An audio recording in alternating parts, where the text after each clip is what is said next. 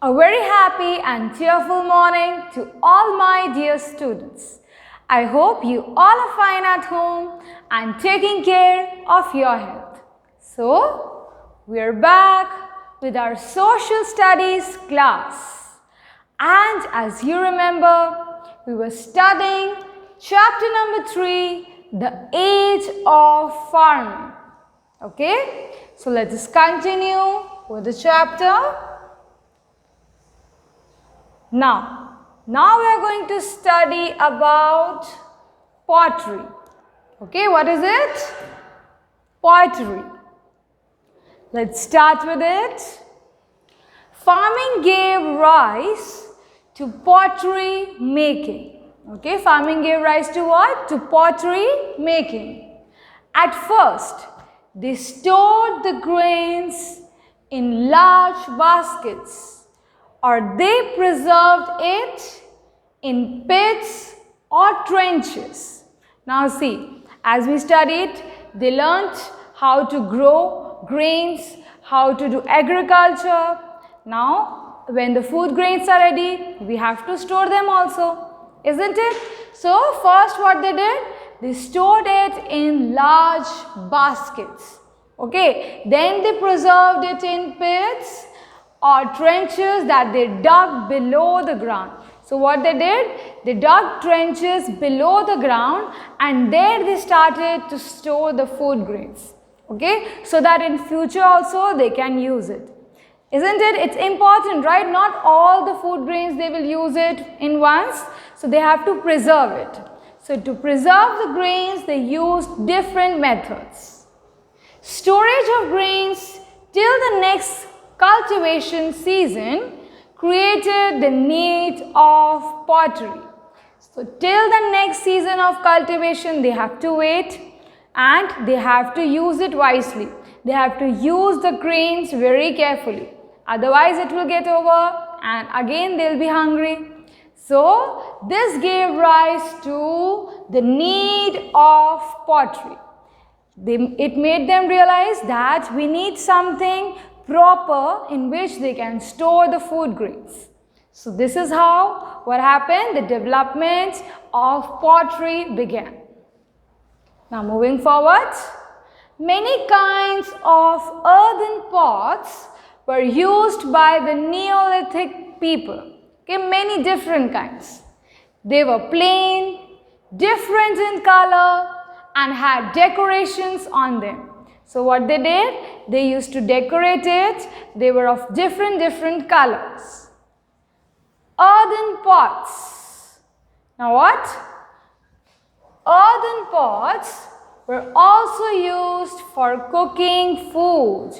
So what they did, they started using earthen pots for cooking food. And it is a very healthy method to use, isn't it? Earthen pots you'll find even today. There are many places where you find such kind of stuff. So earthen pots, pottery related things that you'll find in many places.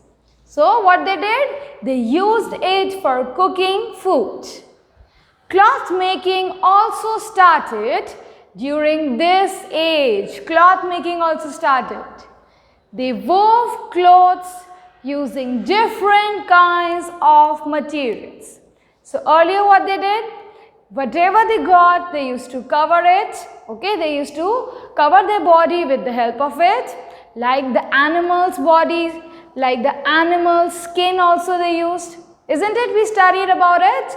So now what happened, that finally they started making clothes of different kinds of materials. Cotton began to be grown during this time. So what was grown? Cotton was grown.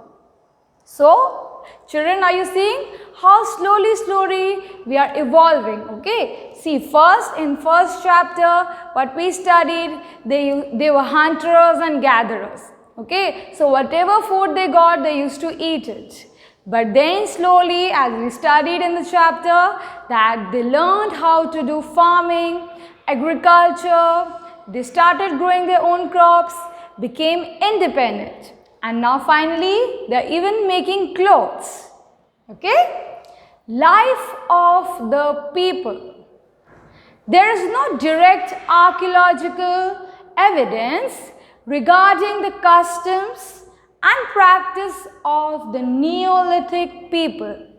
Now, they are talking about the life of the people during that time.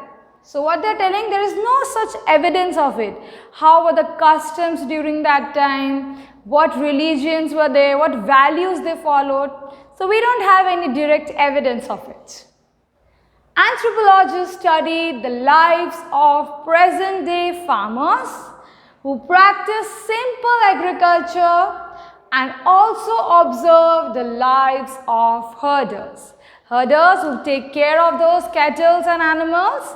Okay, so what they did, the anthropologists, they noticed the lives of the farmers, of the present day farmers, how they live every day, what is their routine. Okay, so this is what they followed. They made inferences that these farmers and herders, that is of Neolithic period, lived in groups called tribes. So during that time, what happened? People used to live in groups, and that groups were called tribes. The eldest or the strongest was the leader. So in every tribe, there was an eldest member who was the leader. The eldest was also the strongest one. Every member of the tribe was assigned a task or tasks, that is one or more than one, like making tools or hunting. So every member has to do some or the other work. Okay, in every tribe, every member has to do some or the other work. Then, people exchanged their surplus with other surplus. So, people started exchanging surplus. Like if I have wheat in more quantity, I can exchange with another tribe who has rice in more quantity. Okay, so this way what happened? People started exchanging grains. This system is known as the barter system. Yes. So what is barter system? When you exchange goods in return of goods, that is barter system. As I gave you the example that if I have wheat in abundance and I exchange it with someone else who has rice in abundance. So I want rice and that tribe wants wheat. So what we'll do? We will exchange with each other. So that is known as barter system. This was the earliest form of trade. The earliest form. During that time there was no money. Okay, so what they did? They used to exchange food, clothes or whatever the necessary things are, and accordingly they used to trade. Is it clear, children? Okay, so we'll stop over here, and for your homework, please solve these two MCQs.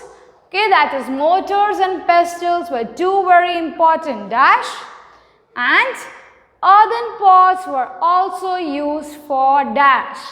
There are three options. Make sure to choose the correct one. Okay, so we'll meet in the next class. Till that, God bless you all. Goodbye.